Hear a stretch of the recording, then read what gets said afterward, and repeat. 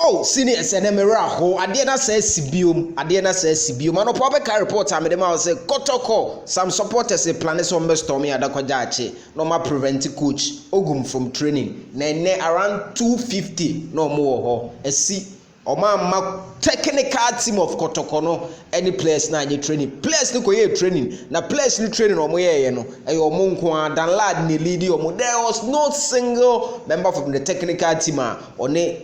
players no training because now supporters no about 22 of them and they take his action now omuso omumo bia enwuram obuso omumo obia enwuram na no kre nipa ba akopɛ na later obaya omoma ne kwan e ma ne wuram no ne nkontompo ni afere hene yes the IMC chairman ono e the buy initially cover asa no ayi ba ho another IMC member which is Emmanuel Newton that Subre omutwa ne gara away omo se omuntie kra that was before say the technical team Ogum I understand say Ogum ankasa de na onka technical team anko ne o metro no say Kotoko ne de game ne na nko be free nkran aba but enne no no nya meduru ye enti imoro mo wo san mo ani oklo mu no omo a na ye say onka omo the boys ne be kwa akọ training but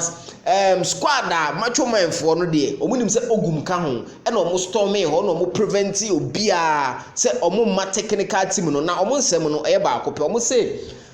omo ka che kontompo ni afere hene say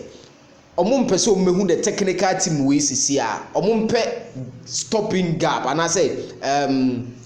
interim manager na omfa Kotoko enye training na omo nto aso for the season mera ho ne papa asema no pa na mekai na minim say eja amanfo hunahuna amanfo but truly omo ba be stormy training ground na prevented the technical team they say omo play ni say Kotoko mpe stop gap coach na omo ye adwuma no nto aso eye wey mera